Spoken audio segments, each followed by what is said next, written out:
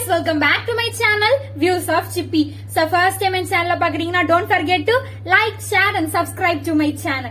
So இன்னைக்கான வீடியோல என்ன பார்க்க போறோம் அப்படின்னா ஒரு லைஃப் ஸ்டைல் vlogging எல்லாமே தாண்டி ஒரு பிரியாணி ரிவ்யூ நம்ம புதுசா ட்ரை பண்ண போறோம். சோ உங்களுக்கு இது பிடிச்சிருந்துச்சுன்னா கண்டிப்பா கமெண்ட் பாக்ஸ்ல சொல்லுங்க, நம்ம நிறைய ரிவ்யூஸ் ஷேர் பண்ணலாம்.